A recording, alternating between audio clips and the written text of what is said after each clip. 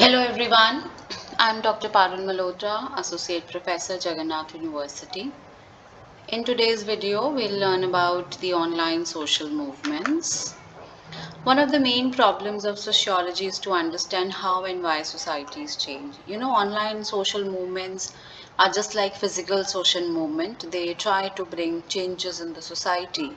Online social movement do it by conducting rallies, protests or demonstration that we see that was done maybe that is usually done whenever a rape happens or some heinous crime or any kind of atrocity against women. People gather, conduct candle marches, protest against the system. Whereas the online social movements are those movements which are being held online. That is, people are able to vent out their anger, frustration, their voices through various social media platforms. At times, these movements are helpful as physical movements involve gathering people, which may create a nuisance for traffic, and it becomes difficult for the police to control the traffic or the crowd. Whereas online social movements can be held sitting at your homes, and you can just simply file the online petitions, get it signed by people, or you may vent out your anger, hate on the social media platforms, and can form communities online where people can share their feedbacks, and that can be heard by the government, and that can put pressure on the government. But it is just for the betterment of the society. It is just bringing out the change in the society, and online social movements have been part of the history also. Like, changes are inevitable. A society cannot grow, cannot alter without any kind of changes. So changes are required. Earlier there were changes in the societies, then we had the physical social movements, and now we have the online social movements. So one of the main problem of sociology is to understand that why societies change. All societies undergo changes. In some cases, these may be the radical, in the sense that some social institutions may be replaced by new ones, or there may be changes in existing social institutions. For example, the prevalence of nuclear families in the place of traditional joint families has brought a change in the family as a social institution. Furthermore, there are other institutions which no longer exist. For instance, if a society based on slavery is replaced by feudalism, then the social institutions in that slave society may disappear too. If we observe societies over a period of time, that is historically, we will find that changes have taken place in all of them. In some cases, these may be gradual, that is, spread over a longer period of time. In others, they may be rapid. Social change, as we know by now, does not take place merely by chance or due to some factors predetermined by fate. There are several forces operating simultaneously in society which bring about change. Some of these may be external to social institutions. The changes in the family structure mentioned above are caused by the impact of industrialization. Nuclear families are more adaptive to the nature of industrial societies than joint families. The latter are more suited to pre industrial, mainly agrarian societies. At the same time, there are change producing agents inside a society as well. Social movements are some of these internal forces which contribute to changes. As I just discussed, there are a lot of physical movements, there are a lot of online movements. Let us learn about certain national and international campaigns or different social issues. You can check newspapers, or you can go through the YouTube, or just check certain news channels. You'll find a lot of social movements that are being in present or that ran in past. Some of them were offline, some of them were online, but they all intended to bring any good change in the society. So now let us understand certain national and international campaigns on various issues. The first is the disinvestment movement. The global economy is heavily dependent on investments in fossil fuel industry, and a sudden withdrawal of stakes could aggravate the current inequalities of developing countries which thrive on it. There have been several reports indicating that the fossil fuel reserves are to be left untouched in order to prevent and mitigate the ill effects of climate change. To illustrate, a 1097-mile pipeline, which was established in 1961 in Alberta tar sands, Canada, the soil biotoxic metals and has threatened the biosphere of the world's largest boreal forest, said by Hen in 2018. It has been reported that the extraction of a single gallon of oil from Alberta tar sands could emit 15% more carbon dioxide. As a sustainable development strategy, the fossil fuel divestment movement calls for withdrawing investments for fossil fuel industry. 350.org is a global social movement started in the year 2008 with the intention to gather public attention on climate change. They operated through transnational network of activists, students, and people from all walks of life, and emphasis on grassroots mobilization. It started widening across 50 US universities by 2012 by advocating for investments in clean energy.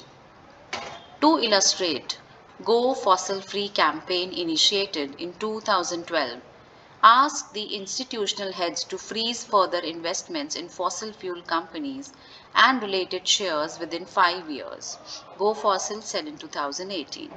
The divestment campaigns have spread its wings across several universities in the developed countries that in 2013, 350.org published a reinvestment guide for university campaigners and requests university to reinvest 5% of their endowment allocated for climate solutions. Mick Gibbon, the co-founder of 350.org, has commented in his book, Global Warming's Terrifying New Math, that the fossil fuel industry are to be painted as the villain of climate change. Such narratives are bound to create activism among the citizens that climate change can be tackled through such institutional arrangements. One of the divestment tools which can technically fix institutions from investing in fossil fuel companies is the intelligible use of fiduciary duty. The term fiduciary duty means the obligation of investment manager towards investors for securing maximum return on their investment. In 2017, the UK government made announcements to introduce new investment regulations that would combat climate change. To illustrate, the London Pension Fund Authority, an independent organization, holds only 2% of its entire holdings in fossil fuels companies, which is 6% lower than the market benchmark, and the investment portfolio has shown increasing investments in renewable energy sector as per the report Mayor of London 2018. Next campaign is about food sovereignty. According to the Food and Agriculture Organization FAO 2006, the livestock farming industry alone emits 35 to 40% of the global GHG emissions as per FAO in 2006. Primarily, corporate food companies make profits through genetically modified foods only at the cost of peasants' food sovereignty. Food sovereignty is related to the rights of the farmers to produce and cultivate crops, who has complete control over what to produce and how to produce. For example, the use of chemical fertilizers in a fertile soil can take away the organic ingredients of the soil, and in course of time the soil becomes unfit for cultivation. In 2018, during the Food and Agricultural Organization's second International Symposium on Agroecology held in Italy, the representatives of small-scale food producers and several others came forward to reaffirm that agroecology in a way of life of our peoples in harmony with the language of nature. The small-scale farmers expressed the need to restore their social and cultural rights on food production, and to revitalize their local markets by delinking from the value chain. Under the Climate Smart Agriculture Program in Teso region of Uganda, the government research institutes provided cassava seeds to the small farmers. However, it did not give any positive yields. A farmer reported that climate justice in terms of food security is one needs to regain control of seed, select it, manage it, maintain it, and improve it using participatory plant breeding methods. This would allow farmers to be able to plant it again and again.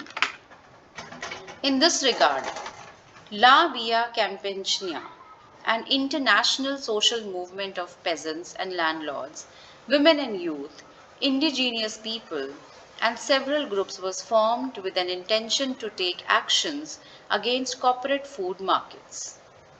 As an alternative to agribusiness that eyes on big consumer markets, LVC uses the term agroecology, which justifies the rights of peasants and small-scale food systems. LVC believes in collective action approach. It has been able to mobilize people in the past through national and international platforms. In Indonesia, with the intention to develop an eco-friendly project through REDD+, reducing emissions from deforestation and forest degradation, 96,000 hectares of land were privatized to a corporate for 100 years lease. This was done at the cost of livelihood of local communities, as there are violation of rights to access. As part of taking action, the Indonesian Peasant Union involved in long-term resistance against power, and in 2010, LVC and the Human Rights Council represented the community issues at international platforms. In the ensuing section, let us discuss about the role of global civic society's sectors in fostering the climate justice. Now let us understand certain environment, human rights and the other issues. The civil society comprises of many kinds of entities such as NGOs, humanitarian organizations, charity organization, faith-based organization, academic and scientific community, transnational networks, women groups, trade union bodies, youth networks and similar non-state entities. In this section, let us understand the various global civil society actors who have been involved in co-creating sustainable generation. With the advent of social media technologies, networking, and convergence, they are meaning to the efforts as it include online campaigns and petitions, climate activism, interactive maps, and geo-citizen database. Each climate justice related initiative or intervention is at multi-scale level. That is, it includes land, water, air, and life of the entire ecosystem. Therefore, government also looks for multi-stakeholder involvement in this section. Empirical evidences have been provided with reference to climate-related issues and the essential interventions undertaken by various civil society actors. Next, human right protection. In the context of unjust consumption of fossil fuels that compromises on human functioning, Kenny 2008 puts forth the foundation of people's right as the right not to suffer from dangerous climate change and right to healthy environment. Environmental non-government organizations, Friends of the Earth International. In the past few years, climate litigation has become a recent phenomenon, and environmental NGOs have been working together to ensure climate justice.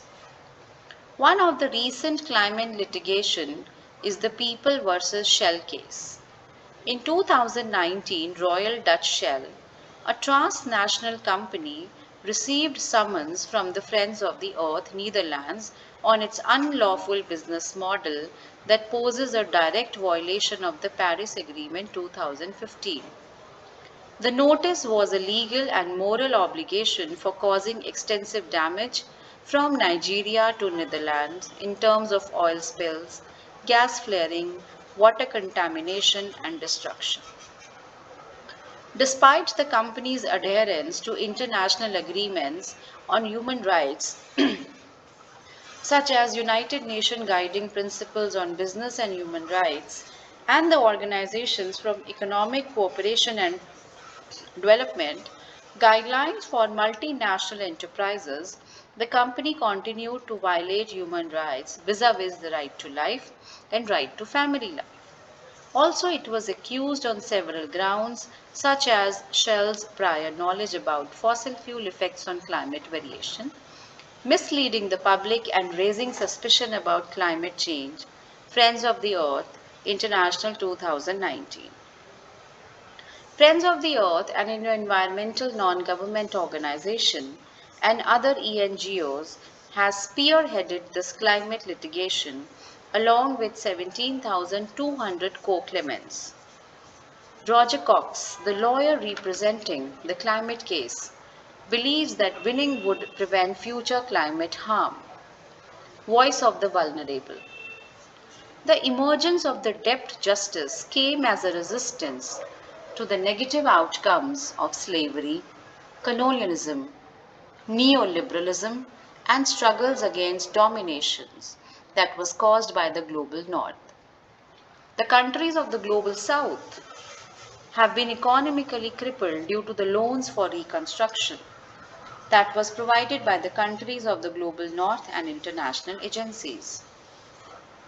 The debt factor is a pull factor in many of the developing countries that are institutionally inadequate to solve poverty and unemployment.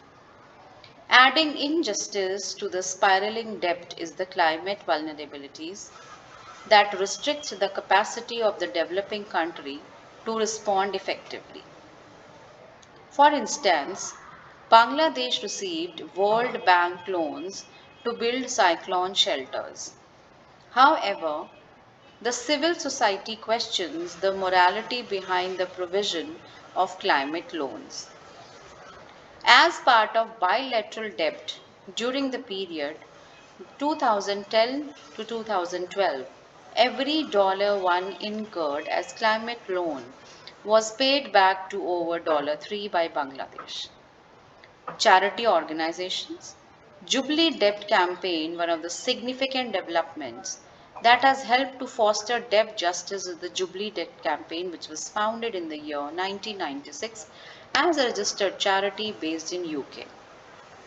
In 1998, with the intention to cancel debts for developing countries, the Jubilee Debt Campaign mobilized at least 70,000 people to form a human change around city of Birmingham.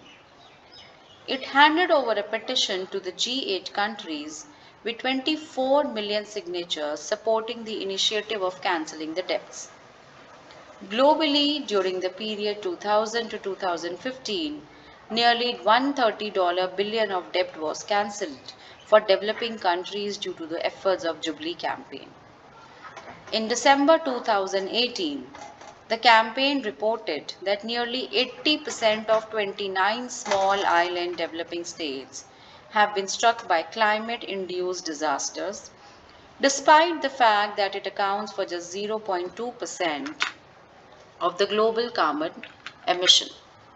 As a response to climate change disasters, the Jubilee Debt made a global appeal to the Secretary of State for International Development to provide a permanent debt relief scheme for the affected nation. It is to be noted that repayment of loans and interests would put the developing countries in an elevated debt risk and lead to slashing of budgets for public welfare programs. Advocacy roles for gender responsiveness. One of the primary responsibilities of civil society in climate justice is to involve in advocacy of the poor, vulnerable, and marginalized. The gender dimension of the development in general and climate justice in particular has important implications for women empowerment. With the climate risks that are anticipated to put women under more injustice situations, the need of the hour is to improve their capacities toward climate resilience and adoption. Mary Robinson Foundation, Climate Justice. Mary Robinson Foundation, Climate Justice works to seek empowerment of the deprived sections through partnerships and shared engagements. The prime concern of the foundation is to empower women from climate risks. As part of the United Nations Climate Summit, New York, a Women Leaders Forum titled Leaders Forum on Women, Leading the Way, Raising Ambition for Climate Action, was convened in 2014. It was hosted by United Nations Women's Executive Director and Mary Robinson Foundation. Climate Justice in 2014 for an inclusive and participative dialogue with women leaders across 54 nations, such as grassroots and indigenous young women, academics, former heads of state and government, policymakers, heads of civil society, international and private sector organizations to discuss robust climate action that is good for the planet and good for people. A Mughal indigenous woman reflected her grievance as people on the front lines of climate change do not have access to resources and do not have a voice. The key word in this forum was related to gender sensitive climate action, women participation, accountability, equity, and leadership. On the whole, the deliberation was to listen to their voices and priorities in line with climate justice. In a policy brief on women's partition, an enabler of climate justice, education refers gender dimension of climate change as double injustice and puts forth the following recommendation. Increase the participation of women in climate actions at all the levels. Understand the context in relations to women's ability to participate. Shift the emphasis for women's representation to meaningful participation in climate actions. Invest in training and capacity building to enable meaningful participation. And document the good work that is going on to enable women's participation. I hope you are clear with these concepts of online social movements. Thank you so much for watching the video.